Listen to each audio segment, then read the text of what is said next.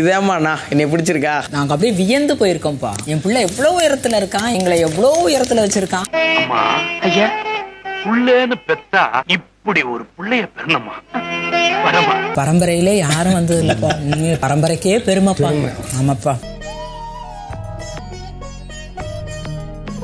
நல்லா மகராசனா இருந்துக்க. அப்பாவுக்கு செருப்பு வாங்கி கொடுக்கணும். ஆசனாரு, நீ மகராசனா இருக்கணும். உலகத்திலே நம்மளுக்கு துரோகம் நினைக்காத ஒரே ஜீவனுங்க அம்மா அப்பா மட்டும்தான். அவங்கள நம்பு. என்ன சொல்லு உன் தம்பிடா. அப்படியா தம்பி? வெளியில வந்ததுக்கு அப்புறம் நான் சொன்னதுக்கு அப்புறம் நீங்க ரெண்டு பேரும் சிரின்னு சிரிப்பீங்கடா, காமெடி பண்ணிக்குவீங்க. அப்படியா? என்னங்கடா ட்விஸ்ட் அடிக்கிறீங்க? வணக்கம் my dear zone mates, welcome to Shafi zone. நான் உங்க ஷஃபி. அண்ட் இன்னைக்கு நம்ம பார்க்க போறது பிக் பாஸ் சீசன் 8 உடைய டே 81 அண்ட் எபிசோட் 82 ஓட ரிவ்யூ தான். வீடியோக்குள்ள போறதுக்கு முன்னாடி யாரும் சப்ஸ்கிரைப் பண்ணி மறக்காம சப்ஸ்கிரைப் பண்ணி சப்போர்ட் பண்ணுங்க. அப்படி பக்கத்துல இருக்க பெல் கார்டு பிரஸ் பண்ணி ஆல் ஆப்ஷன் கொடுத்தீங்கன்னா நான் போடுற வீடியோ நோட்டிஃபிகேஷன் டான் டைமுக்கு வந்து சேர்ந்துடும். அண்ட் இந்த வீடியோ உங்களுக்கு உண்மையிலேயே பிடிச்சிருந்துச்சுன்னா ஒரு லைக்கும் போட்டு சப்போர்ட் பண்ணலாம், தப்பு கிடையாது. உங்களுக்கு கருத்து இருந்துச்சுன்னா கமெண்ட் செக்ஷன்ல போட்டு விடுங்க, நான் போய் பார்த்து படிச்சுக்கிறேன். முடிச்சிடலாமா? இன்னைக்கு எபிசோட ஸ்டார்ட் பண்ணும்போது வேக்கப் சாங்கோட ஸ்டார்ட் பண்ணாங்க. அதை பார்க்கும்போது என்ன இந்த வாரம் முழுக்க வேக்கப் சாங்லாம் பெருசா காட்டவே இல்லையே, திடீர்னு வேக்கப் சாங்லாம் காட்டுறாங்களே, யாரோட ஃபேமிலியாச்சும் உள்ள வர போறாங்களோ அப்படிங்கிற மாதிரி ஒரு டவுட் நம்மளுக்கு வரும்போதே டப்புன்னு கதவு திறக்குது. ஜெஃப்ரியோட அப்பா அம்மா 2 பேரும் உள்ள வந்துட்டாங்க. அதை பார்க்கும்போது நம்மளுக்கே பயங்கர ஷாக்கிங்கா இருந்துச்சு. அண்ட் ஜெஃப்ரி கடந்து பயங்கரமா குத்துன்னு குத்திட்டு இருந்தாப்ல. அந்த மனுஷனுக்கு பயங்கரமான ஷாக்கிங் ஆகி என்ன ரியாக்ட் பண்ணி தெரியாம முழிச்சிட்டு இருந்தாப்ல. அப்புறம் போயிட்டு அவங்க அப்பா அம்மாலாம் ரிசீவ் போட்டு நேரம் உள்ள வந்தாங்க. அண்ட் உள்ள வந்தோடனே ராணவ் அங்கேருந்து வந்தாப்புல. இப்போ ஜெஃப்ரியோட அம்மா வந்து ராணவ் கிட்ட என்னப்பா கையில் அடிப்பட்டு இருந்துச்சு, பெயின்லாம் ஓகேவா அப்படிங்கிற மாதிரி கேட்டுட்டு கூடவே ராணவ் உன்னுடைய டான்ஸ் நாங்கள் பயங்கரமான ஃபேன்பா அப்படிங்கிற மாதிரி சொன்னாங்க. அது கேட்கும்போது ராணவ் டான்ஸ் ஆடி நாங்களே பார்த்ததுலேயே பெருசா நீங்க இதை பார்த்தீங்க அப்படிங்கிற மாதிரி இருந்துச்சு. அண்ட் கூடவே முத்துக்குமரன் உங்களுடைய காமெடிக்கு நாங்கள் பயங்கரமான ஃபேனுனாங்க. விஷால் மார்னிங் ஒன்று பண்ணுவீங்களா அதுக்கு நாங்கள் பயங்கரமான ஃபேனுங்கிற மாதிரி சொல்லிட்டு அண்ட் ஃபைனலா சௌந்தர்யா ஓ முடிக்கு நாங்கள் பயங்கரமான ஃபேனுமா அப்படிங்கிற மாதிரி சொன்னாங்க. ஆக மொத்தத்தில் அம்புட்டு பெரிய அப்ரிஷியேட் பண்ண மாதிரி தெரியல, எல்லாரையும் கலாய்ச்சி விட்ட மாதிரி தான் இருந்துச்சு. விஷாலோட மார்னிங்க்கு நாங்க ஃபேன், சௌந்தர்யாமா முடிக்கு நாங்க இப்போ ஜெஃப்ரியோட அப்பா அம்மா ஜெஃப்ரி கிட்ட என்னடா இப்பலாம் பெருசா பாட்டே பாட மாட்டேடா, நீ பாட்டு பாடி நாங்க பார்க்கவே முடியல, கொஞ்சம் பாட்டெல்லாம் நல்லா பாடண்டா அப்படிங்கிற மாதிரி சொல்லும்போது கூட ஜெஃப்ரி என்ன சொல்றான் அப்படின்னா, இங்க வந்ததுல இருந்து யோசிச்சு மண்டெல்லாம் குழம்பி போச்சு, டெய்லி வந்து நான் பெயின் கில்லர் போட்டு தான் தூங்குறேன், இதுல எங்க இருந்து நான் பாடுறது அப்படிங்கிற மாதிரி சொல்லிட்டேன். அப்ப கூட அவங்க அப்பா வந்து பிசிக்கல் டாஸ்க் நல்லா தான் விளையாடுற, அதெல்லாம் என்ன குறைச்சல், இவ்வளவு தூரம் வந்ததே பெரிய விஷயம் தான், நீ எப்படி சந்தோஷமா உள்ள வந்தியோ அதே மாதிரி சந்தோஷமாவே வெளியே வர மாதிரி தான் இருக்கணும் அப்படிங்கிற மாதிரி சொன்னா கூட ஜெஃப்ரி வந்துட்டு இல்ல ஒரு கஷ்டம்னு வந்தா கூட யார்கிட்ட சொல்லி புலம்புறதுன்னு எனக்கு தெரியல, ஒரு சின்ன விஷயமா இருக்கும், இதெல்லாம் ஒரு பிரச்சனையா அப்படிங்கிற மாதிரி நம்ம யோசிச்சுட்டு இருக்கும்போது அதை முடிஞ்சு பெரிய பிரச்சனையா ஆக்கிடுறாங்க அப்படின்னு சொல்லிட்டு அழுகலாம் செஞ்சாங்க. யாருமே சொல்ல முடியல கஷ்டம் வந்து. அதை பார்க்கும்போது ஜெஃப்ரி இந்த சீசன்ல எல்லாருமா சேர்ந்து பேம்பர் பண்ணி வச்சிருக்காங்க பாத்தீங்களா, அந்த மாதிரி வேற யாரையுமே பேம்பர் பண்ணது கிடையாது. ஈவன் ஜெஃப்ரி வயசுல உள்ள வந்து சாச்சனா கூட யாருமே அந்த அளவுக்கு பேம்பர் பண்ணல, சாச்சனாவை வச்சு எல்லாரும் செஞ்சுதான் அனுப்பிச்சு விட்டாங்க. அப்படி இருக்கும்போது ஜெஃப்ரி எப்படி இப்படி புலம்புறான் அப்படிங்கிறது ரொம்ப ஆச்சரியமா தான் இருந்துச்சு. இத்தனைக்கும் ஜெஃப்ரியை யாரும் எந்த இடத்தையும் பெருசா குறைச்சதும் கிடையாது. நாமினேஷன்ல கூட ஜெஃப்ரி பேரை சொல்லாம பல தடவை நாமினேஷன்ல வராம ஈவன் இந்த நாமினேஷன் ஃப்ரீ பாஸ் ஜெஃப்ரிக்கு கிடைக்கணும் அப்படின்னு சொல்லிட்டு பல பேர் பேசியிருக்காங்க. அப்படி பண்ணியுமே ஜெஃப்ரி வந்துட்டு இவ்வளவு புலம்புறதெல்லாம் பார்க்கும்போது ரொம்ப ஆச்சரியமா தான் இருந்துச்சு. நம்ம யோசிச்சிருப்போம் இதெல்லாம் ஒரு பிரச்சனையா, அதுதான் ஒரு பிரச்சனையா நிக்கும். அப்ப கூட அவங்க அம்மா வந்து ஜெஃப்ரி கிட்ட இங்க பாடுறா, இங்க என்டர்டைன்மெண்ட் ஒண்ணுமே கிடையாதுடா, டிவி போன் அந்த மாதிரிலாம் எதுவும் கிடையாது, இங்க முழுக்க பேசி தான் ஆகணும், அதை நீ ஹேண்டில் பண்ணி தாண்டா ஆகணும் அப்படிங்கிற மாதிரி சொன்னா கூட நீங்க வேற அம்மி நம்ம ஒண்ணு பேசணும் அதை அப்படியே திருப்பி விட்டுருவாங்க, வேற மாதிரி பண்ணி விட்டுருவாங்க அப்படின்னு சொல்லிட்டு எல்லார் மேலயும் கம்ப்ளைண்ட் தான் எடுத்து வச்சிட்டு இருக்காப்ல. மாத்தி விட்டுருவாங்க, நீ வேற எது பேசினாலும் எப்படின்னா திருப்பி விட்டுருவாங்க. நம்ம வழக்கம் போல தான் பிக் பாஸ் எல்லாரும் ஃபேமிலிட்டி கேட்கிற மாதிரி உங்களுக்கு யார் மேலேயும் முரண்பாடு இருந்தா சொல்லுங்க அப்படிங்கிற மாதிரி சொன்ன உடனே ஜெஃப்ரியோட அம்மா வந்து ஜாக்லின் பேர் வந்து சொன்னாங்க. ஜாக்லின் ஜெஃப்ரியை பார்த்து மாறி பேசுறான்ற மாதிரி நீ சொல்லிட்டு இருந்தலமா, அவன் அப்படிலாம் செய்யக்கூடிய ஆள் கிடையாதுமா, அவனை பொறுத்த வரைக்கும் என்னன்னா விஜய் சேதுபதி சொல்லிட்டாரு குரூப்பா ஆடாதீங்க அப்படின்னு சொல்லிட்டு, அதனால இண்டிவிஜுவலா விளையாடணுன்றதுனால அந்த குரூப்பை விட்டு வெளியே வந்துட்டான். அண்ட் அது மட்டும் இல்லாம அவனை யாராச்சும் ஏதாச்சும் சொல்லிட்டாங்க அப்படின்னா என்ன இப்படி சொல்லிட்டாங்க அப்படிங்கிற மாதிரி அங்கிருந்து வெளியே வந்துருவான், அதனால தான் அப்படி பண்ணிருப்பான், நீ எதுவும் தப்பா நினைச்சிக்காதமா அப்படிங்கிற மாதிரி சொல்லிட்டு அங்கேருந்து நேரா முத்துக்குமரனை பொறுத்த வரைக்கும் 1 hour பேசுவாரு அப்படின்னு சொல்லிட்டு, அது கூடவே விஷாலை பொறுத்த வரைக்கும் பேசவே மாட்டாரு, முழுக்க சேஃப் கேம் தான் ஆடுவாரு அப்படின்னு சொல்லிட்டு ஜாக்லின் ஆரம்பிச்சு கடத்துல விஷாலுக்கு ஒரு குத்த கொடுத்து முடிச்சு விட்டாங்க. விஷால் அதிகம் பேச மாட்டாரு, சேஃப் கேம் அவரு. அந்த ஜெஃப்ரியோட அம்மா இதெல்லாம் சொல்லிட்டு இருக்கும்போது ஜாக்லின் பேஸ்ல பெருசா எந்த ரியாக்ஷனும் இல்ல, அப்படியா சரி ஓகே எனக்கு அது தோணுச்சு அதனால தான் சொன்னேன் அப்படிங்கிற மாதிரி தான் பேசி ரியாக்ஷன் வச்சிருந்தாங்க. தவிர்த்து மத்தவங்க எல்லாம் சொன்னாங்கன்னா ஒரு சாரி கேட்பாங்க இல்லையா, பட் இந்த இடத்துல ஜாக்லின் வந்து சாரி கூட கேட்டுக்கல. ஏத்துக்கிறீங்களா மாதே? மே அண்ட் எல்லாருமே இந்த கோவா கேங்னு ஒன்று இருந்ததே மறந்தா கூட கடைசி வரைக்கும் ரைன் நான் விடவே மாட்டேன், நான் இன்னுமே அந்த கோவா கேங்குடைய உறுப்பினர் தான் அப்படின்னு சொல்லிட்டு அவங்க அம்மா கிட்ட என்னம்மா உங்களுக்கு அந்த கோவா கேங் ரொம்ப பிடிச்சிருந்துச்சா அப்படிங்கிற மாதிரி கேட்டாரு. அதுக்கு அவங்களுமே ஆமாப்பா எனக்கு ரொம்ப பிடிச்சிருந்துச்சு அப்படிங்கிற மாதிரி சொல்லிட்டு இருந்தாங்க. உங்களுக்கு பிடிச்சதா ஆண்டி கோவா கைஸ்? ரொம்ப. அண்ட் அதுக்கப்புறமா பிக் பாஸ் ஜெஃப்ரிக்கு ஒரு டாஸ்க் இருக்கு அப்படிங்கிற மாதிரி சொன்னாப்ல. என்ன டாஸ்க் அப்படின்னு சொல்லி பார்த்தா வழக்கமா இந்த வீட்டுக்குள்ள ஜெஃப்ரி வந்து பாட்டு பாடுவாருன்னு தெரியும். பட் இந்த வாட்டி அவங்க அம்மா வந்திருக்கிறதுனால ஜெஃப்ரி அவங்க அம்மா ரெண்டு பேரும் சேர்ந்து ஒரு பாட்டு பாடுங்க அப்படிங்கிற மாதிரி சொல்லியிருந்தாப்ல.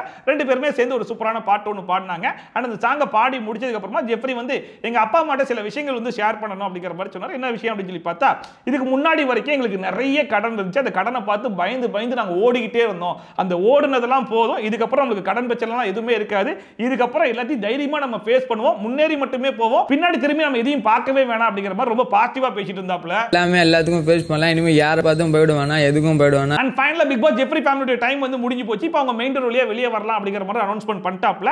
அண்ட் இன்னொரு பக்கம் ஜாக்லின்குள்ள உறுத்திட்டே இருந்திருக்கும் போல இருக்கு. எல்லாரும் ஃபேமிலில இருந்து வந்தாங்க, யாருக்கிட்டேயும் முரண்பாடு இருக்கு அப்படிங்கிற மாதிரி சில விஷயத்தை எடுத்து வச்சாங்க.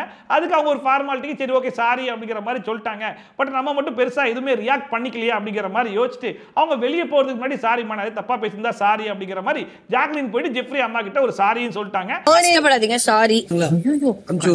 இந்த சீசன்ல ஜெஃப்ரி வந்து அவருடைய கேர்ள் ஃபிரெண்ட் பெரிய வந்து எல்லாரும் சொல்லியிருப்பாப்ல மோனி அப்படின்னு சொல்லிட்டு. ஸோ எல்லாருமே அவங்க அம்மா கிட்ட போயிட்டு மோனியும் கேட்டதா சொல்லுங்க அப்படிங்கிற மாதிரிலாம் சொல்லிட்டு ஒரு வழியா அவங்க ஃபேமிலி வந்து வெளியே கிளம்பிட்டாங்க.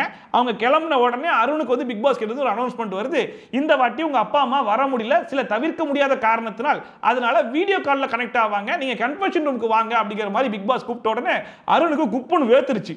என்னடா அது வர முடியாத காரணம் அப்படின்னா என்ன காரணமா இருக்கும் அப்படின்னு சொல்லிட்டு 1008 விஷயம் யோசிச்சுட்டு அப்படியே உள்ள போய் உட்கார்றாப்புல அது மூஞ்சிலே ஒரு மரண பயம் தெரியுது. பயப்படும்படி ஒண்ணும் இல்ல, ஏதோ தவிர்க்க முடியாத காரணம்னு சொன்னாங்க. ஆனா அந்த டிவிலயும் கிளியரா வந்து வீடியோ வரல, கிளிச் ஆயிட்டே இருக்கு. ஆனா இன்னொரு பக்கம் அவங்க அப்பா அம்மா வந்து ஸ்டோர் ரூம் வழியா உள்ள வந்துட்டாங்க.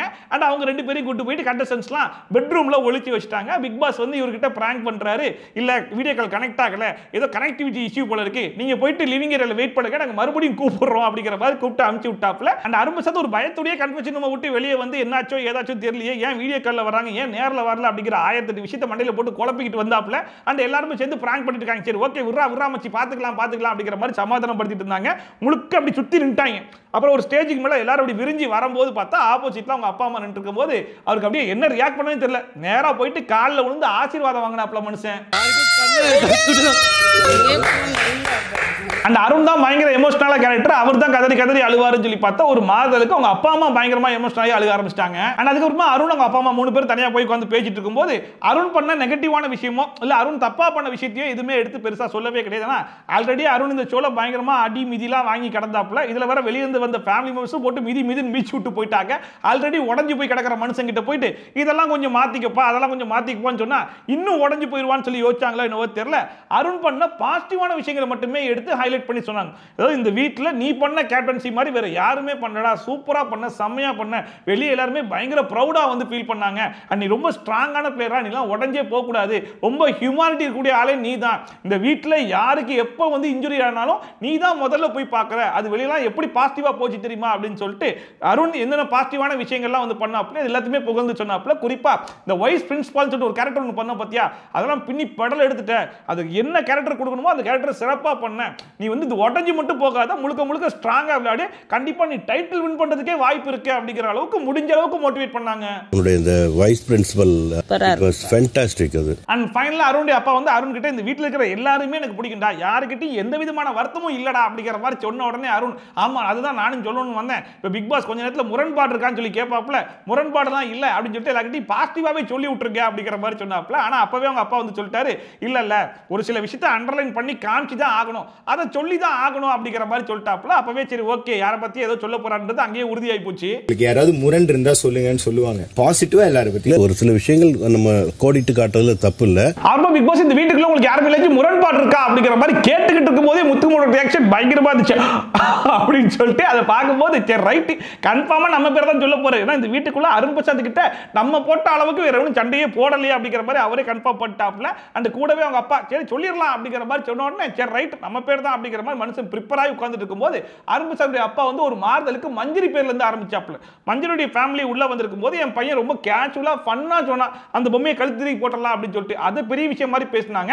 ஆனா அதுவே நம்ம முத்துமுரன் வந்து என் பையன் பண்ண சில ஆக்டிவிட்டி ஆக்டிவிட்டிஸ் பிடிக்காம ஏதாச்சும் பண்ணிட்டு வெளியே போயிடலான்ற மாதிரி எனக்கு தோணுது அப்படிங்கிற மாதிரி சொன்னா அது எனக்கு ரொம்ப எக்ஸ்ட்ரீமா தோணுச்சு. முத்துக்குமரன் இவ்வளவு சீரியஸா சொன்னது எங்கேயுமே ரெஜிஸ்டர் ஆகல. என் பையன் ரொம்ப ஃபன்னா ஜாலியா சொன்ன ஒரு விஷயம் அதை போய் ரெஜிஸ்டர் பண்ணிருக்காங்க.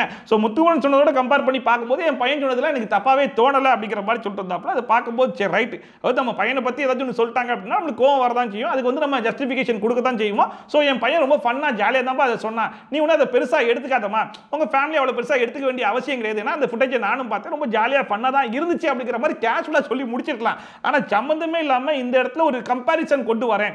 முத்துக்குமரன் பண்ணதையும் பாருங்க, இதையும் பாருங்க, இது ரெண்டையும் கம்பேர் பண்ணி பார்க்கும்போது எது சின்னதுன்னு சொல்லி பாருங்க அப்படிங்கிற மாதிரி கம்பாரிசன் கொடுத்தது வேணும்னே முத்துக்குமரனை இழுத்து விடணும்னு சொல்லி கொண்டு வந்த மாதிரி தான் இருந்துச்சு. நான் ஏதாவது ஒன்று பண்ணிட்டு போயிடலாமான்னு பார்க்குறேன் அப்படின்னு சொன்னார்.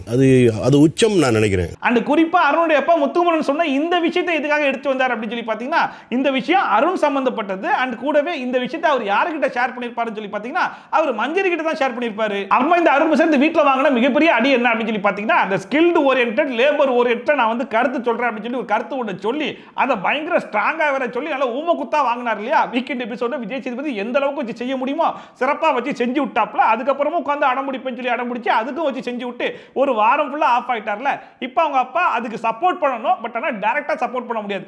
டைரக்டா சப்போர்ட் பண்ணணும் அப்படின்னா விஜய் சேதுபதி சொன்ன கருத்துக்கே மாற்று கருத்து மாதிரி ஆயிரும். ஸோ இதை எப்படி ஹேண்டில் பண்ணலாம் அப்படிங்கிற மாதிரி யோசிச்சு எனக்கு தீபக் கிட்ட ஒரு முரண்பாடு இருக்கு அப்படிங்கிற மாதிரி சொன்னாரு. என்னன்னு சொல்லி கேட்டா, அதாவது ஒருத்தன் டெய்லியும் காலைல எந்திரிச்சு கிச்சன் தான் காஃபி குடிக்கிறதுக்காக வருவான். பட் அங்க ஃபர்ஸ்டா ட்ரிகர் பண்ணது நீங்க தான். அதுலயும் ஒரு குறிப்பான ஒரு வார்த்தை ஒன்று யூஸ் பண்றீங்க, லேபருக்கு இவ்வளவு காஃபி போதும் அப்படிங்கிற மாதிரி சொன்னீங்க. அது வந்து நல்லாவே இல்ல தீபக். குறிப்பா அதை நீங்க சொல்லியிருக்க கூடாது, உங்க வாயால அந்த வார்த்தை வந்திருக்கவே கூடாது. அது எவ்வளவு மோசமான வார்த்தை தெரியுமா அப்படின்னு சொல்லிட்டு முழுக்க முழுக்க லேபருக்கு இவ்வளவு காஃபி போதும் அப்படிங்கிற ஒரு விஷயம் வந்து சொல்லிட்டாரு. அதுக்கு ஒரு சாரியும் சொல்லிட்டாப்ல.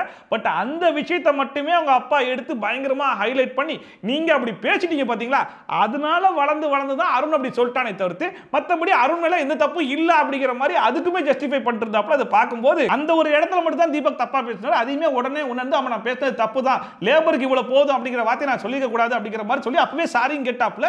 வீக்கெண்ட் எபிசோட்ல கூட விஜய் சேதுபதி சொல்லும்போது அதுக்குமே சாரி கேட்டாப்ல. ஆனா ஸ்டார்டிங்ல இருந்து கடைசி வரைக்கும் இந்த மொத்த டாபிக்கையும் தப்பா புரிஞ்சுக்கிட்டு தப்பா ப்ரொஜெக்ட் பண்ணி முழுக்க முழுக்க தப்பா மட்டுமே பேசிட்டு இருந்தது அருண் பிரசாத் தான். வீக்கெண்ட் எபிசோட்ல எடுத்து சொல்லும்போது கூட கடைசி வரைக்கும் அக்செப்டே பண்ணிக்க மாட்டேன், நான் பேசுறது கரெக்ட் தான், இது ஒரு ஃபேமிலியா பார்க்கறேன் குடும்பமா பார்க்கறேன்னு சொல்லிட்டு என்னென்னமோ பேசிட்டு இருந்தாப்ல. அந்த டாபிக் முடிஞ்சதுக்கு அப்புறமா போயிட்டு விஷால் கிட்ட பேசி அதுக்கப்புறம் நல்லா வாங்கி கட்டிக்கிட்டாப்ல. கடைசி வரைக்கும் அக்செப்டே பண்ணிக்கல. இப்போ இந்த மொத்தத்தையும் தப்பா பேசினா அருண் தப்பு இல்லையா, அதுல ஒரு வார்த்தை சொல்லி அந்த வார்த்தை தப்புன்னு சொல்லி சாரி கேட்டார் பாத்தீங்களா, அதை பயங்கரமா ஹைலைட் பண்ணி இந்த முழு புஸ்தக சோத்துல மறைக்கிற கதைன்னு ஒன்று சொல்லுவாங்க பாத்தீங்களா, அந்த வேலையை தான் அருண் அப்பா இங்க பாக்குறாரோ அப்படிங்கிற மாதிரி தான் இருந்துச்சு. லேபருக்கு எவ்வளவு டீ போதும் அப்படின்னு நீங்க சொன்ன விஷயம் வந்து ஐயோ தீபக் சொல்லியிருக்க கூடாது, அதுல இருந்து ஸ்டார்ட் ஆனதுதான் அந்த விஷயம். ஆனா இந்த ரெண்டு மேட்டர் தவிர்த்து மத்தபடி எல்லாமே ஓகே தான் அப்படிங்கிற மாதிரி சொல்லிட்டு அதை பார்க்கும்போது சொல்ல வேண்டிய எல்லா டாபிக்கும் கரெக்டா கவர் பண்ணிட்டு கரெக்டா பெருசா சொல்றதுக்கு ஒண்ணு இல்ல அப்படிங்கிற மாதிரி சொல்லிட்டு இருக்காருன்ற மாதிரி தான் இருந்துச்சு.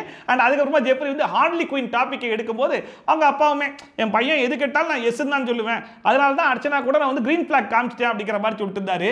ஏஆருக்கு கூட எங்களுடைய பச்சை கொடி அம்மா அருணுக்கு ஒரு டாஸ்க் அப்படிங்கிற மாதிரி சொன்னாங்க. என்ன டாஸ்க்னு சொல்லி பார்த்தா இந்த வீட்டில் அருண் பிரசாத் வந்து அதிகமான சப்பாத்தி சுட்டுருக்காப்ல, அதனால அப்பா அம்மாவுக்கு வந்து ரெண்டு சப்பாத்தி சுட்டு எடுத்துட்டு வாங்கன்னு சொல்லி சொல்றாங்க. அதை பார்க்கும்போது ஏண்டா இதெல்லாமாடா ஒரு டாஸ்க், இதெல்லாமாடா செய்ய சொல்லுவீங்க அப்படிங்கிற மாதிரி இருந்துச்சு. அண்ட் அதுக்கப்புறமா தான் அருண் பிரசாத்தோட அப்பா ஒரு சூப்பரான இன்ஃபர்மேஷன் ஒன்று சொன்னாப்ல, அது கேட்கும்போது பயங்கர ஷாக்கிங்கா இருந்துச்சு. அதாவது அருண் பிரசாத்தும் முத்துக்குமரனும் ஒரே ஊரு அப்படிங்கிற மாதிரி ஆரம்பிச்சாப்ல.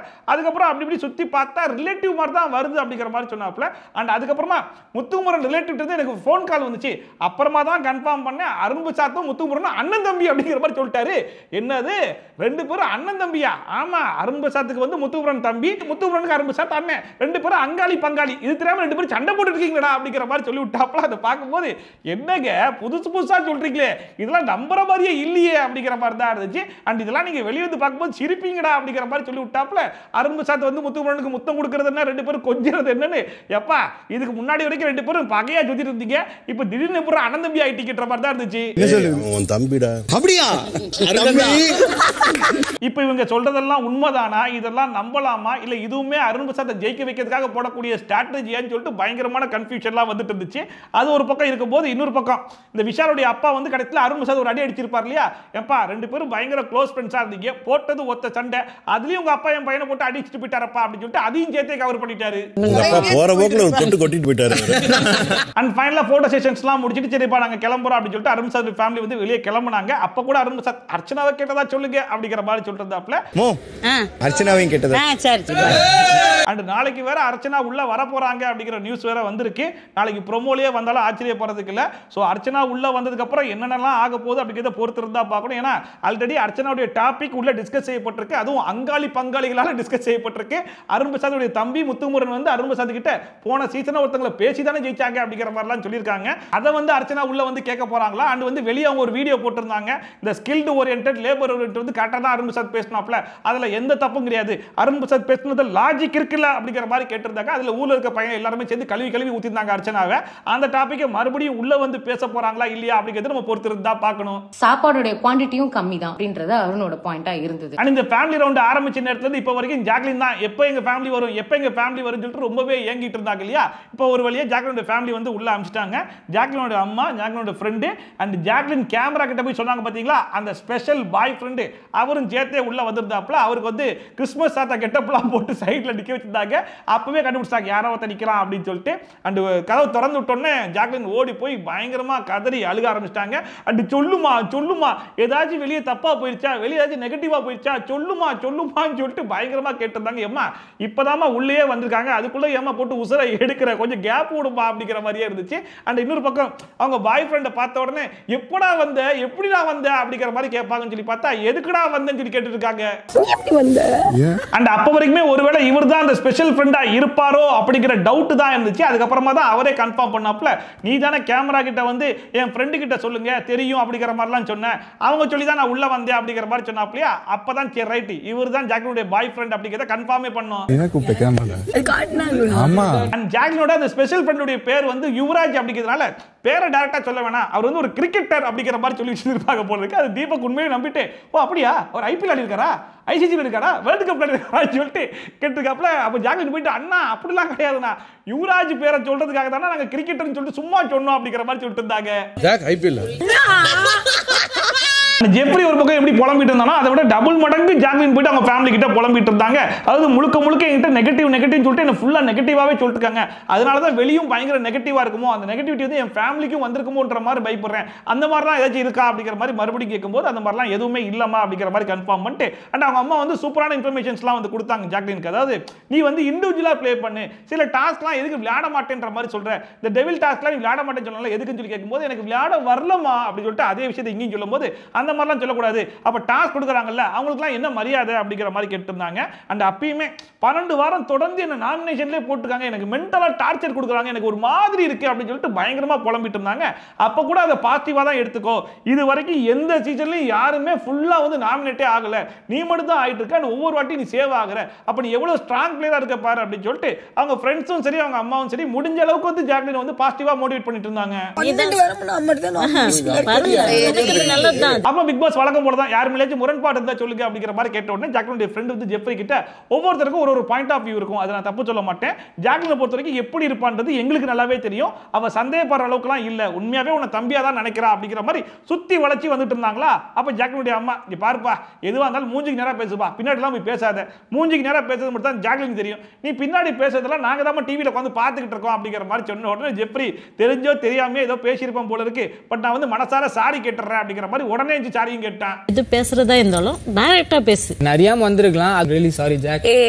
அண்ட் ஜாக்லினை பொறுத்த வரைக்கும் எங்க அம்மாக்கு பெருசா பேசவே தெரியாது, பேசவே வராது அப்படிங்கிற மாதிரிலாம் சொல்லிட்டு இருந்தாங்க. ஆனா ஸ்டார்டிங்ல இருந்து கடைசி வரைக்கும் ஜாக்லினுடைய அம்மா தான் எதுவா இருந்தாலும் ஸ்ட்ரைட் ஃபார்வர்டா மூஞ்சில அடிச்சாப்புல பேசிட்டே இருந்தாங்க. அண்ட் இப்போ கூட யாருக்கெல்லாம் தேங்க்ஸ் சொல்லணுமோ அவங்களுக்கு கூட தேங்க்ஸ் சொன்னாங்க. அதாவது தீபக் கிட்ட என் பொண்ணு அழும்போதெல்லாம் வந்து நீங்க கன்சோல் பண்ணிருக்கீங்க, அதுக்கு வந்து ரொம்ப தேங்க்ஸ் அப்படிங்கிற மாதிரி சொன்னாங்க. அண்ட் முத்துக்குமரன் கிட்ட இந்த ரெட் கார்பெட்லாம் வரும்போது ரொம்ப நெகட்டிவா நினைச்சிட்டு இருந்தா, பட் நீங்க தான் ரொம்ப பாசிட்டிவா எடுத்து சொன்னீங்க அப்படிங்கிற மாதிரி சொல்லிட்டு மஞ்சரி வந்து அந்த ரெட் கார்பெட்டை விரிச்சாங்க இல்லையா, சோ அவங்களுக்கு ஒரு தேங்க்ஸ் சொன்னாங்க. அண்ட் ரயன் உண்மையிலேயே ஒரு தம்பி மாதிரி இருக்கான் அப்படிங்கிற மாதிரி சொல்லி எல்லாருக்குமே தேங்க்ஸ் சொன்னாங்க.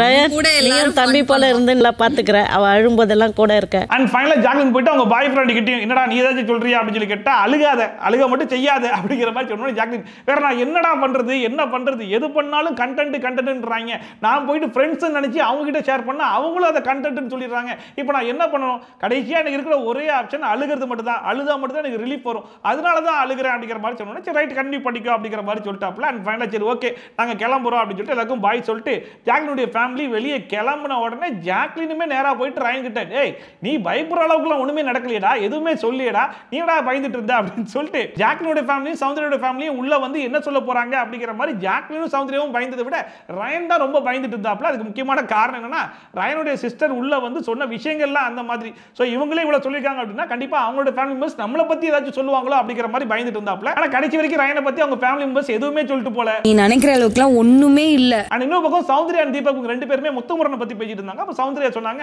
முத்துமுரனை பொறுத்தவரைக்கும் இந்த லிவிங் ஏரியால சில கருத்துக்கள் சொல்லலாம் பாத்தியா, அந்த கருத்துல எனக்கு வந்து முரண்பாடு இருக்கும். எனக்கு ஒரு கேமரா வந்து எனக்கு முத்துமுரனை பிடிக்காது, பட் பர்சனலா எனக்கு ரொம்பவே பிடிக்கும், ரொம்பவே ரசிச்சு பார்ப்பேன். அவங்க கிட்ட பயங்கரமான இன்னசென்ஸ் இருக்கு. இந்த சமைக்கும் போது சாப்பிடும் போது அவன் பேசும்போது எல்லாத்துலயுமே ஒரு இன்னசென்ஸ் இருக்கும். எனக்கு one of the favourite person அப்படிங்கிற மாதிரி சொல்லிட்டு இருந்தாங்க. இன்னொரு பக்கம் தீபக்மே சொல்லிட்டு இருந்தாப்ல ஆமா அவன் சில செட் ஆஃப் பிரின்சிபல்ஸ் வச்சிருக்கான், அந்த பிரின்சிபல்ஸ் ரொம்ப ஸ்ட்ரிக்ட்டாவே வந்து ஃபாலோ பண்றான். இன்னைக்கு வந்து சிக்கன் சமைச்சான், ஆனா வந்து நான்வெஜ் சாப்பிடக்கூடாதுன்னு சொல்லி அந்த பிரின்சிபல் வச்சிருக்கிறதுனால இன்னைக்கு கூட அவன் சாப்பிடவே இல்லை. அவனை வளர்த்த விதம் வந்து ரொம்பவே சூப்பரா இருக்கு அப்படிங்கிற மாதிரி அவங்க அம்மாக்கு வந்து பாராட்டலாம் தெரிவிச்சிட்டு இருந்தாப்ல. நல்லா வளர்த்துருக்காங்க, அதுதான் காட்டு. இன்னொரு பக்கம் ஜாக்லின் போயிட்டு ரயன் கிட்ட என்னடா ஜெஃப்ரி என்னை பத்தி பின்னாடி எல்லாம் பேசியிருக்கான் போலயே அப்படிங்கிற மாதிரி கேட்டிருந்தாங்க. ஆமா ஏதோ பேசியிருப்பான் போல இருக்கு, சென்சிட்டிவான விஷயமா இருக்கும் போல இருக்கு, இந்த அண்ணன் தம்பியை பத்தி ஏதோ ஒன்று பேசியிருப்பானா என்னன்னு சொல்லி தெரியல. பட் ஆனா உன் ஃபேமிலி அவனை பத்தி சொல்லுது, அவன் ஃபேமிலி உன்னை பத்தி சொல்லுது, ரெண்டு பேரும் மாறி மாறி சொல்லிட்டாங்க பாத்தீங்களா, கோயின்சிடென்ஸா இருக்குது, இத்தனைக்கும் பார்த்துட்டு உள்ள வந்திருக்க மாட்டாங்க அப்படிங்கிற மாதிரியும் பேசிட்டு இருந்தாங்க. சென்சிட்டிவான டாபிக் ஏதாவது சொல்லியிருப்பானோ, நான் அக்கா தம்பி டாபிக் ஏதோ ஒன்று. அண்ட் எல்லாரோட ஃபேமிலி மெம்பர்ஸும் உள்ள வந்துட்டாங்க, முத்துமுரன் ஃபேமிலி மெம்பர்ஸ் மட்டும் தான் உள்ள வரல இல்லையா. ஸோ பிக் பாஸ் வந்து முத்துமுரனை ஃப்ரீஸ்ல போட்டுட்டு அவங்க அப்பா அம்மாவை ஸ்டோர் ரூம் வழியா உள்ள அனுப்பிச்சு விட்டாங்க. அவங்க அம்மா அங்கேருந்து அப்படியே ஓடி வந்து முத்துமுரனை பிடிச்சி கதறி கதறி அழுதாங்க. அதை பார்க்கும்போது பயங்கர எமோஷனலா இருந்துச்சு. எதுக்கு அழுகணும் சாமி, எனக்கு எவ்வளவு கஷ்டப்படுது. அண்ட் அதுக்கப்புறமா முத்துமுரன் அவங்க அப்பா அம்மா மூணு பேர் உட்காந்து பேசிட்டு இருக்கும்போது அவங்க அம்மா சொல்லிட்டு இருந்தாங்க ரொம்ப அறிவா விளையாடுற, ரொம்ப அறிவா பேசுற, வெளியிருந்து பார்க்குறவங்களுக்குலாம் ரொம்ப பெருமையா இருக்குப்பா அப்படிங்கிற மாதிரி சொல்லிட்டு இருந்தாங்க. அவ முத்துமுரன் சொன்னாப்ல வெளியே எனக்கு எப்படி இருக்கு ஏது இருக்கு அப்படிங்கிறதுலாம் எனக்கு தேவை கிடையாது, நீங்க வெளியே இருந்து ஷோ பார்த்துருக்கீங்க, நான் உங்களை பெருமைப்பட்டிருக்கேனா, என்ன பையனா உங்களுக்கு பிடிச்சிருக்கா அப்படிங்கிற மாதிரி கேட்கும்போது ரொம்பவே பிடிச்சிருக்குப்பா, ரொம்பவே பெருமையா இருக்கு அப்படிங்கிற மாதிரி சொல்லிட்டு இருந்தாங்க. ரொம்ப பிடிச்சிருக்கு, பிடிக்காத எல்லாரும். அந்த முத்துமுரனுடைய அம்மா எந்த அளவுக்கு உணர்ச்சி பூர்வமா பேசினாங்க அப்படின்னா எனக்கு வந்து எந்த அளவுக்கு பெருமையா இருக்குன்னா இந்த மாதிரி வாய்ப்புலாம் பெருசா யாருக்கும் கிடைக்காதுப்பா, நம்ம பரம்பரையில யாருக்கும் இந்த மாதிரி ஒரு வாய்ப்பு கிடைச்சதும் இல்ல, நம்ம பரம்பரைக்கே நீ ஒரு பெருமை சேர்த்திருக்கப்பா அப்படிங்கிற மாதிரி சொல்லிட்டு இருந்தாங்க. அதெல்லாம் பார்க்கவே ரொம்ப நல்லா இருந்துச்சு. அந்த முத்துமுரன் வந்து போன வாரம் நான் கெஞ்சி கதர்னது அதெல்லாம் ஒரு மாதிரி இருந்துச்சு அப்படின்னு கேட்கும்போது கூட இல்லப்பா அதெல்லாம் கூட பரவாயில்லப்பா, அதெல்லாம் நல்லா தான் இருந்துச்சு அப்படிங்கிற மாதிரி அதுமே ஒரு நெகட்டிவா சொல்லாம பாசிட்டிவா என்கரேஜ் தான் பண்ணிட்டு இருந்தாங்க. இல்ல அதெல்லாம் ஒண்ணுமே இல்ல. 2 நாளா தூங்கல. அப்புறம் பிக் பாஸ் வழக்கம் போல தான் உங்களுக்கு யார் மேலேயும் முரண்பாடு இருந்தா சொல்லுங்க அப்படிங்கிற மாதிரி கேட்ட உடனே முத்துமுரனுடைய அம்மா எல்லாருமே பிள்ளைங்க மாதிரி தான் சொல்லணுமா அப்படின்னு கேட்டா அதுக்காக தான் சொல்லணும் அப்படிங்கிற மாதிரி சொல்லிட்டாப்ல. அப்ப முத்துமுரனுடைய அப்பா வந்து எதுவா இருந்தாலும் டைரக்டா பேசினா கொஞ்சம் நல்லா இருக்கும், அவன் பின்னாடி பேசுறது ஒரு மாதிரி எங்களுக்கு கொஞ்சம் ஹர்ட்டிங்கா இருக்கு, முத்துமுரன் அங்கேருந்து வரும்போது விஷால் அருண்லாம் சேர்ந்து பாத்தியா கொரியன் பேக்கரி வரான் அப்படிங்கிற மாதிரி வார்த்தையை யூஸ் பண்றீங்க. ஸ்டார்டிங்ல அருண் வந்து முத்துமுரன் ரொம்ப பாசமா இருந்தாப்ல, அதுக்கப்புறம் போக போக டபக்கு டப்பா வெளியே வந்து இந்த மாதிரிலாம் பேசினா அவனை சும்மா விட்டுருவாங்களான்னு சொல்லி கேட்கறது, நீங்க பேசுறதுக்கு மட்டும் தான் லாய்க்கு அப்படிங்கிற மாதிரி சொல்றது, இதெல்லாம் கொஞ்சம் அவன் முன்னாடியே பேசினா கொஞ்சம் நல்லா இருக்கும், பின்னாடி பேச வேணாம் அப்படிங்கிற மாதிரி சொல்லிட்டாப்ல. நீ பேச மட்டும்தான் லாயக்கு, நீ ஒரு டபக்கு டப்பா நேரடியா பேசி நம்ம பகிர்ந்து கொள்ளலாம். அண்ட் ஃபைனலா ஒவ்வொரு ஃபேமிலிக்கு ஒரு டாஸ்க் ஒன்று கொடுப்பாங்களே, அந்த மாதிரி முத்துமுரன் ஃபேமிலிக்கு என்ன டாஸ்க் கொடுத்தாரு அப்படின்னா முத்துமுரனை பொறுத்த வரைக்கும் இந்த சீசன்ல எந்த அளவுக்கு பேசணுமோ அதுக்கு மேலேயே பேசிட்டாப்ல, அதனால முத்துமுரனுக்கு ரெஸ்ட் கொடுத்துடலாம், முத்துமுரனை பத்தி அவங்க அம்மா வந்து பேசணும் அப்படிங்கிற மாதிரி சொன்னாங்க. அம்மா வந்து பயங்கர பெருமையா பேசினாங்க. இந்த ஷோக்கு அவன் ஜெயிக்க வந்திருக்கான், கண்டிப்பா ஜெயிச்சிட்டு தான் வருவான், அவனுக்கு டான்ஸ் ஆட தெரியாது, பட் இங்க வந்து டான்ஸ் எல்லாம் சூப்பரா ஆட கத்துக்கிட்டான். அண்ட் குறிப்பா அன்னைக்கு வந்து இந்த செங்கலா டாஸ்க்ல அந்த செங்கலை வந்து பக்கத்துல வச்சு படுத்து கிடந்தான். அப்ப ரயன் போயிட்டு அந்த செங்கலை எடுத்தாப்ல, அதை பார்க்கும்போது நானா தான் என்ன பண்ணிருப்பேன், அதை ரயன் பண்ண மாதிரி இருந்துச்சு, அதுக்கு ரொம்ப தேங்க்ஸ் பா அப்படிங்கிற மாதிரி சொல்லி முடிச்சாங்க. அயான் ஓடி போய் அடிபட்டுற கூடாதுன்னு அந்த செங்கலை எடுத்தது வந்து நன்றி தேங்க்ஸ். அண்ட் ஃபைனலா முத்துமுரன் போயிட்டு நான் 3 பேருக்கு வந்து தேங்க்ஸ் சொல்லணும் அப்படிங்கிற மாதிரி சொன்னாப்ல. ஃபர்ஸ்ட் வந்து பிக் பாஸ், ரெண்டாவது வந்து விஜய் சேதுபதி, மூணாவது வந்து வெளியே இருக்கக்கூடிய மக்கள் அப்படிங்கிற மாதிரி சொல்லிட்டு இதுதாமா நான் என்ன பிடிச்சிருக்கா அப்படிங்கிற மாதிரி கேட்கும்போது ஏன்பா பிடிக்காது, எனக்கு ரொம்பவே பிடிச்சிருக்கு அப்படிங்கிற மாதிரி சொல்லிட்டு என்ன நீ வந்து உலகத்துக்கே காமிச்சிருக்கப்பா, நீங்க தானே முத்துமுரன் அம்மான்னு சொல்லிட்டு எல்லாரும் என்கிட்ட வந்து செல்ஃபி எடுக்கிறாங்க, அதெல்லாம் பார்க்கும்போது எனக்கு ரொம்ப பெருமையா இருக்கு அப்படிங்கிற மாதிரி ஒரு பையன் தன்னுடைய அம்மாக்கு எந்த அளவுக்கு பெருமை சேர்க்க முடியுமோ அந்த அளவுக்கான பெருமையை வந்து மனுஷன் சேர்த்திருக்கான் அப்படிங்கிற மாதிரி இருந்துச்சு. அண்ட் அதை சுத்தி இருக்கிற எல்லாருமே வந்து ரசிச்சும் பார்த்துட்டு இருந்தாங்க. உங்களோட நாங்க போட்டோ எடுத்துட்டோம். அம்மா அவ்வளவு பெருமையா பேசுறதெல்லாம் கேட்டு ஒரு பக்கம் மஞ்சரி உட்கார்ந்து கதறி கதறி அழுகவே ஆரம்பிச்சிட்டாங்க. நான் வியந்து பார்த்தேன் அந்த பிள்ளையை அறிவாளியாக்க. அண்ட் அடுத்த சௌந்தர்யா நான் முத்துமுரன் பத்தி சில வார்த்தைகள் பேசிக்கிட்டுமா அப்படிங்கிற மாதிரி கேட்டாங்க. நம்மளுக்கே ரொம்ப ஆச்சரியமா இருந்துச்சு. சரி என்னதான் சொல்ல போறாங்க அப்படின்னு சொல்லி பார்த்தா முத்துமுரன் வந்து எனக்கு ரொம்ப பிடிச்ச பிளேயர், அவருடைய அறிவுக்கும் அவருடைய பேச்சு திறமைக்கும் இங்க இருந்து வெற்றியை மட்டும் கிடையாது எல்லாருடைய மரியாதையை சேர்த்து சம்பாதிச்சுட்டு போறாரு அப்படிங்கிற மாதிரி ரொம்ப பெருமையெல்லாம் பேசிட்டு இருந்தாங்க. நிறைய மரியாதை வந்து சமாளிச்சிருக்கான்னு எனக்கு தோணுது. அண்ட் ஃபைனலா முத்துமுரனுடைய ஃபேமிலி எல்லாருக்கும் பாய் சொல்லிட்டு கிளம்புறோம் அப்படின்னு சொல்லிட்டு கிளம்பிட்டாங்க. அண்ட் அண்ட் அவங்க கிளம்பி போன உடனே ஃபர்ஸ்ட் ஆளா அருண் தான் வந்து கட்டி பிடிச்சி முத்தம்லாம் கொடுத்துட்டு இருந்தாப்ல. ஏன்னா அருணும் முத்துகுமரனும் அண்ணன் தம்பியாச்சே. என்ன வேணும் நமக்கு? அந்த முத்துகுமரனுடைய ஃபேமிலி வெளியே போனோடனே தீபக் வந்து முத்துகுமரன் ஒரு சூப்பரான மேட்டர்னு சொன்னாப்ல. அதாவது ஒரு அம்மாக்கு தன்னுடைய குழந்தைய ஃபர்ஸ்ட் டைம் பார்க்கும்போது எவ்வளவு சந்தோஷம் இருக்குமோ அதுக்கு அடுத்தபடியான சந்தோஷத்தை நீ இன்னைக்கு தான் உங்க அம்மா கொடுத்துருக்கன்ற மாதிரி எனக்கு தோணுதுடா அப்படிங்கிற மாதிரி சொன்னாப்ல. அதுக்கப்புறமான சந்தோஷம் உங்க அப்பா அம்மாக்கு நீ கொடுத்தது இந்த ஒரு நாள் நினைக்கிறேன். இன்னொரு பக்கம் ஜாக்லின் ஒருவேளை நான் இந்த ஷோ வின் பண்ணல அப்படின்னா கண்டிப்பா இந்த டைட்டில் நீ தான் வின் பண்ணணும்னு சொல்லிட்டு நான் நினைப்பேன் அப்படிங்கிற மாதிரி ஜாக்லின் ஒரு பக்கம் சொன்னாங்க. மஞ்சரி நானும் அப்படிதான் நினைப்பேன் அப்படிங்கிற மாதிரி சொன்னாங்க. இன்னொரு பக்கம் தீபக் நான் ஆல்ரெடி அவங்கிட்டே சொல்லியிருக்கேன் அப்படிங்கிற மாதிரி சொல்லியிருந்தாப்ல. அதெல்லாம் பார்க்கும்போது முத்துகுமரனுக்கு வெளியே பயங்கரமான சப்போர்ட் இருக்குது ஒரு பக்கம் இருந்தாலும் வீட்டுக்குள்ளேயே முத்துகுமரன் வின் பண்ணணும்னு சொல்லிட்டு ஒவ்வொருத்தரும் நினைக்கிறது ரொம்ப ஆச்சரியமா தான் இருக்கு. நான் நிஜமாவே ஹாப்பியா ஃபீல் பண்ணுவேன்னா உன் கையில தான். முன்னாடியே சொல்லிட்டாங்க. ஒரு மனுஷன் இந்த கேமா மட்டுமே பார்த்து தன்னால முடிஞ்ச அளவுக்கு நேர்மையா விளையாடி இருந்தா மட்டும்தான் தன்னை சுத்தி இருக்கிற எல்லாருக்குமே இப்படிப்பட்ட ஒரு எண்ணம் வரதுக்கான வாய்ப்பு இருக்கும். சோ எல்லாருக்குமே இப்படி ஒரு எண்ணம் வந்திருக்கு அப்படின்னா முத்துகுமரன் இந்த கேமை முடிஞ்ச அளவுக்கு நேர்மையா விளையாடி இருக்காப்ல அப்படிங்கிற எண்ணம் வெளியே இருக்கவங்களுக்கு மட்டும் கிடையாது, உள்ள இருக்கிற கண்டஸ்டன்ஸ்க்கு இருக்குதுன்ற மாதிரி தான் இருந்துச்சு. அன்னைக்கும் இதை விட பெரிய பெருமையை நம்மால் தேடி தருவாங்க. ரயன், சௌந்தர்யா, பவித்ரா 3 பேருக்கு வந்து பேசிட்டு இருக்கும்போது சௌந்தர்யா சொன்னாங்க உன்னுடைய ஜர்னி ஒரு செட் ஆஃப் பீப்பிள் கூடவே இருக்கிற மாதிரி தோணுது அப்படிங்கிற மாதிரி சொல்லும்போது ரயன் சொன்னாங்க இல்ல அப்படி இருந்தாலுமே ஏன் அந்த கேள்வி என்ன பார்த்து மட்டும் வருது, ஏன் ஜாக்லின் கிட்ட வரும்போது சௌந்தர்யா கிட்ட வர மாட்டேது அப்படின்னு சொல்லி கேட்கும்போது நீ எல்லார்கிட்டையும் பேச மாட்டறல அதனால தான் அப்படி இருக்குது அப்படிங்கிற மாதிரி சௌந்தர்யா ஒரு பக்கம் சொன்னாங்க. இன்னொரு பக்கம் பவித்ரா என்ன சொன்னாங்கன்னா வெளிய இருந்து பார்க்கும்போது எங்களுக்கு எப்படி தோணுதுன்னா ஜாக்லின் உன்னை ப்ரொடெக்ட் பண்ற மாதிரி தோணுது அப்படிங்கிற மாதிரி ரொம்ப ஓப்பனாவே சொல்லிட்டாங்க. அப்ப ரயன் சொல்றான் எங்க வீட்ல இருந்து வந்தவங்க என்ன சொன்னாங்கன்னா நான் நல்ல பாயிண்ட்ஸ்லாம் யோசிக்கிறேன் அப்படிங்கிற மாதிரி சொல்றாங்க, ஆனா அதை எக்ஸிக்யூட் பண்ண மாட்டேன்னு சொல்றாங்க அப்படிங்கிற மாதிரி சொல்லிட்டு இருந்தாப்ல. அது ஒரு கரெக்டான பாயிண்ட் தான், நல்ல நல்ல பாயிண்ட்ஸ்லாம் யோசிக்கிறேன், பட் அந்த பாயிண்ட்ஸ்லாம் வந்து ஜாக்லின் ஸ்கோர் பண்ணிட்டு போயிடுறாங்களோ அப்படிங்கிற மாதிரி இருக்கு. நீ ஜாக்லின் உன்னை வந்து ப்ரொடெக்ட் பண்றதுனால நீ ஜாக்லினுக்கு பின்னாடியே ஒளிஞ்சிக்கிட்டு இருக்கியோ அப்படிங்கிற மாதிரி இருக்கு. ஸோ அந்த செல்ல இருந்து வெளியே வந்து நீ இண்டிவிஜுவல் பிளேயரா விளையாடணும் அப்படின்னா இன்னுமே நல்லா இருக்கும். ஒருவேளை நெக்ஸ்ட் வீக் டிக்கெட் டு ஃபினால ஜாக்லினோட ப்ரொடக்ஷன்ல இருந்து வெளியே வந்து ஒரு கேம் ஒன்று ஆடின அப்படின்னா கண்டிப்பா அந்த டிக்கெட் டு ஃபினால வின் பண்ணி ஃபைனல்ஸ் போறதுக்கு அதிகமான வாய்ப்பு இருக்கலாம். ஜாக் உன்னை நிறைய இடத்துல ப்ரொடெக்ட் பண்ண மாதிரி இருந்தது. ஆமா, அருண், முத்துகுமரன் அண்ட் மஞ்சரி 3 பேரும் பேசிட்டு இருக்கும்போது அருண் வந்து மஞ்சரி சொன்னாப்ல இந்த பொம்மையை கழுத்தறி போடுற மேட்டர் இருக்கு பாத்தீங்களா, அது ரொம்ப ஜாலியா ஃபன்னா சொன்ன விஷயம், அது உங்க ஃபேமிலி ஒரு மாதிரி புரிஞ்சுக்கிட்டாங்க போல இருக்கு அப்படிங்கிற மாதிரி சொல்லிட்டு இருந்தா அப்படியா. அப்ப மஞ்சரி சொன்னாங்க இல்ல நீங்க என்ன சென்ஸ்ல சொன்னீங்கன்றது எனக்கு தெரியல, அதுதான் நான் முத்துகுமரன் ஷேர் பண்ணிருந்தேன், அதை உங்க அப்பா பார்த்து வந்து சொல்லிட்டாரு போல இருக்கு அப்படிங்கிற மாதிரி மஞ்சரி ஒரு பக்கம் சொல்ல உடனே அருண் சார் ஆமா வந்து முத்துகுமரனை பத்தி பின்னாடி ஏதோ பேசியிருக்கான்றது எங்க அப்பா சொல்லி தான் எனக்கே தெரிய வந்துச்சு, அது என்னன்னு எனக்கு தெரியல அப்படிங்கிற மாதிரி 3 பேர் வச்சு மாறி மாறி பேசிட்டு இருந்தாங்களா. அப்ப முத்துகுமரன் கடைசியா ஒன்று சொன்னாப்ல, அதாவது நம்ம ஃபேமிலி மெம்பர்ஸ் வந்து வெளியே இருந்து பார்க்கும்போது அவங்களுக்கு கண்டிப்பா ஹர்ட்டிங்கா தான் இருக்கும், அதை உள்ள வந்து ஷேர் பண்ணும்போது நம்ம பெருசா ரியாக்ட் பண்ணிக்க தேவையில்லை, நமக்குள்ள ஒரு அண்டர்ஸ்டாண்டிங் இருக்குல்ல, நம்ம பேசி அதை அண்டர்ஸ்டாண்ட் பண்ணிட்டா போதும் அப்படிங்கிற மாதிரி சொன்னா ஆமா கரெக்ட் தான் அப்படிங்கிற மாதிரி இந்த கான்வர்சேஷன் அங்கேயே முடிஞ்சு போச்சு. அதோட இன்னைக்கு எபிசோட முடிஞ்சு போச்சு. அதை நம்ம புரிஞ்சு கடந்து போறது நம்ம மெச்சூரிட்டி அப்படின்னு நான் நினைக்கிறேன். அவ்வளவுதான். சோ இன்னைக்கு எபிசோட பொறுத்தவரைக்கும் நல்ல ஒரு இன்ட்ரெஸ்டிங்கான எபிசோட இருந்துச்சுன்னு சொல்லலாம். ஏன்னா மோஸ்ட் எக்ஸ்பெக்டட் கண்டஸ்டன்ட் ஃபேமிலிஸ் தான் கடைசி நாள்ல வந்தாங்க. அண்ட் குறிப்பா ஜாக்லினுடைய அம்மா ஜெஃப்ரி பத்தி சொன்ன விஷயங்களாகட்டும், ஜெஃப்ரியோட அம்மா வந்து ஜாக்லின் பத்தி சொன்ன விஷயங்களாகட்டும், அண்ட் அருணுடைய அப்பா வந்து அருணும் முத்துகுமரனும் அண்ணன் தம்பின்னு சொல்லி சொன்ன விஷயங்களாகட்டும், அண்ட் முரண்பாடுன்னு சொல்லி சொன்னார் பாத்தீங்களா, அதுலயே பயங்கரமான முரண்பாடுகள் இருந்துச்சு. அருண் பிரசாத் முடிஞ்ச அளவுக்கு ப்ரொடெக்ட் பண்ணி அவன் மேல எந்த தப்பும் இல்ல அப்படிங்கறத இந்த இடத்துல காமிச்சிட்டு போகணும் அப்படிங்கறதுக்காக பேசின மாதிரி இருந்துச்சு. அண்ட் ஃபைனலா முத்துகுமரனுடைய அம்மா வந்து ரொம்ப எமோஷனலா அவங்க பேசின விஷயங்களாகட்டும், நீ ரொம்ப பெருமையா கிட்ட உங்களுடைய பரம்பரைக்கே நீ வாங்கி கொடுத்த பெருமை அப்படிங்கிற மாதிரி சொன்ன விஷயங்களாகட்டும், எல்லாரும் கிட்ட வந்து செல்ஃபி எடுக்கிறாங்க, என்ன உலகத்துக்கே காமிச்சிட்ட அப்படிங்கிற மாதிரி சொன்ன விஷயங்களாகட்டும், அண்ட் அவங்க ஃபேமிலிஸ் வெளியே போனதுக்கு அப்புறம் கண்டஸ்டன்ஸ் எல்லாம் வந்து முத்துகுமரன் ஷேர் பண்ணிட்ட விஷயங்களாகட்டும் சொல்லிட்டு ரொம்பவே ஒரு இன்ட்ரெஸ்டிங்கான ஒரு எபிசோட தான் இருந்துச்சு. அண்ட் நாளைக்கு அருணுடைய ஹார்லி குயின் உள்ள வர போறாங்க அப்படிங்கிற விஷயம் வந்து லீக் ஆயிருக்கு. சோ அவங்க உள்ள வந்து என்னென்ன விஷயங்கள்லாம் வந்து சொல்ல போறாங்க, அவங்க இந்த ஷோவை எந்த அளவுக்கு இன்ட்ரெஸ்டிங் ஆக்க போறாங்க அப்படிங்கிறத பொறுத்து இருந்தா பார்க்கணும். அண்ட் இந்த வார எவிக்ஷனை பொறுத்த வரைக்கும் அன்ஷிதா அண்ட் ஜெஃப்ரி இவங்க 2 பேர் தான் ரொம்ப லீஸ்ட்ல இருக்காங்க. டபுள் எவிக்ஷனா இருந்தா இவங்க 2 பேர் தான் வெளியே போறதுக்கு அதிகமான வாய்ப்பு இருக்கு அப்படிங்கிற மாதிரி நினைக்கிறேன். சோ இன்னைக்கு எபிசோட் பத்தின கருத்து என்ன அப்படிங்கறத மறக்காம கமெண்ட் செக்ஷன்ல சொல்லுங்க. அண்ட் இதே மாதிரி ட்ரோல்ஸ் அண்ட் விஸ்லாம் கண்டிப்பா பார்க்கணும்னு நினைச்சீங்கன்னா மறக்காம சப்ஸ்கிரைப் பண்ணிட்டு பக்கத்துல இருக்க பெல் ஐகான் டான் தட்டி விட்டீங்கன்னா நான் போற வீடியோ நோட்டிஃபிகேஷன் டான் டைமுக்கு வந்து சேரும். சோ மீண்டும் இந்த மாதிரி சூப்பரான வீடியோட சூப்பரான ரிவ்யூவோட சூப்பரான ட்ரோலோட சந்திக்கலாம். This bye from Shafi. தரா பை அண்ட் டேக் கேர்.